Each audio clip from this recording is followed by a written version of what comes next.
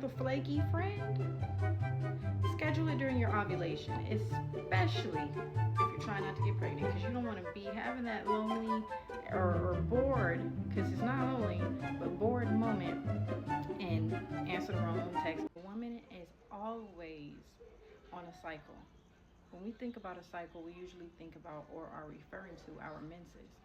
But what we don't realize is there are 4 stages in a woman's cycle. And those phases are menstruation, follicular, ovulation, and luteal phase. And the duration of each phase varies from woman to woman. This information is important because it gives us the ability to plan our lives in a way that is reasonable in our expectations of our minds and our bodies, helping to prevent burnout and other symptoms of living life outside of the balance of our nature. First is a phase we are all very familiar with, and that is the menstruation phase. Your energy is low, but your hormones are also its lowest. So your ability to concentrate, your ability to think clearly, and to make logical, clear, and concise decisions is heightened at this point in time. You're, like I said, you're not going to really have much energy, so you're going to want to do things like low intensity workouts like yoga or just simply rest. During this phase, it's smart to plan your life and do things that require less of you physically. Something that you can do where you're more stationary, kind of in one spot, using more of your mind than your actual body. Which leads to your luteal phase. During this phase, you have a lot more energy. You're in your productivity phase. So all the things that you mentally chewed over and the decisions that you made in your menstrual phase now prepare you in your follicular phase to actually go out and execute. Your estrogen levels are high, preparing for ovulation. So this is a perfect time to create, to brainstorm, to start new projects, and you'll probably be inclined to do things like go on a hike or weight train. And then you have our favorite, the ovulation phase. You have the most energy that you are going to have in your menstruation cycle during your ovulation phase.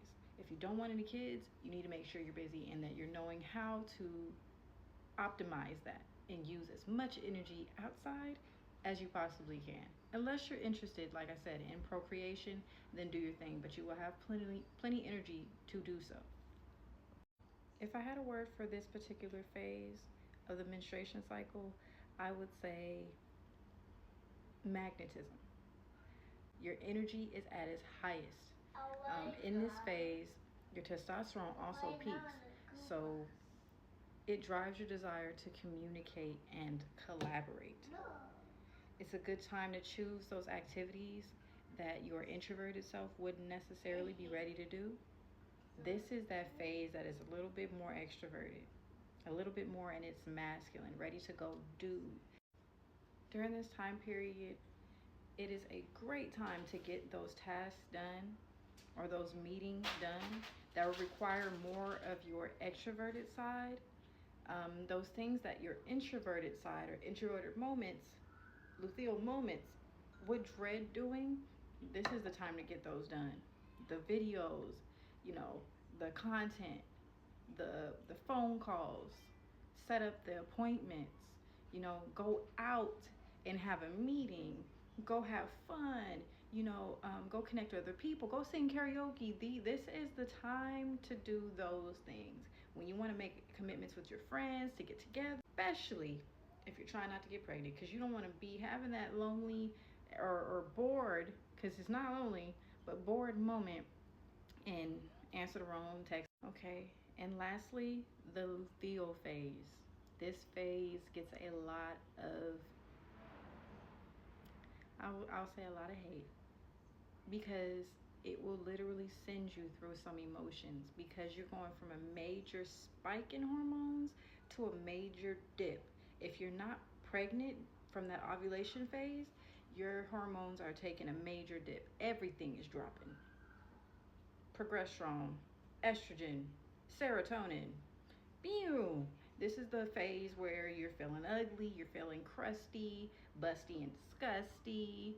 You know, it's the tears and the emotions if your hormones are out of whack. You do want to schedule a doctor appointment and make sure you're getting yourself together. You're taking your vitamins, you're getting your vitamin D, you're taking your walks and everything. But you know, traditionally, the luteal phase is the most difficult. It's usually the most lengthy though too. Everybody's menstruation phases vary based on the woman, but usually this is that 14-day part of the cycle. So what I would say when you're having those moments, because all of your hormones are taking that dive, you want to rest. Your energy is at its lowest. Everything is irritating you. This is the perfect time to do those things that require attention to detail, because you're already annoyed and irritated. You're not going to be able to ignore the laundry that much longer anyway without losing your mind. So, this is the time when you do the deep cleaning. This is the time when you do the laundry. This is the time when you do the facials, and the time when you put on Legally Blonde and have some ice cream. Okay? You know, we know you're craving the sugar. We know we're craving the ice cream. Why? Because your serotonin levels dropped as well. Have the ice cream, have the cake. It's going to be okay. Right? I am pro the ice cream. Unless you got some other stuff going on, diabetes or whatever, but just take a look real quick. Okay? But relax. Because once your other phases start, you will see, oh, I'm not ugly. I was emotional. I was lacking stimulation. I was in my luteal phase. Okay? I say all of this to say, when scheduling your life, if you want to live a more feminine life, if you want to feel more vibrant and more in alignment, if you want to live on a feminine flow or cycle of time, this is how you do it. You do it based on your biological cycle. Okay? When you're scheduling your life, schedule it based on where you are in your cycle, not just your period, but all the other phases as well. They are just as important. There are ways that you can eat to support yourself. There are ways that you can exercise to support yourself. There are ways that you can even think to support yourself. Journaling and other mindfulness practices, breath work, etc., yoga, right? Even just a self-care ritual.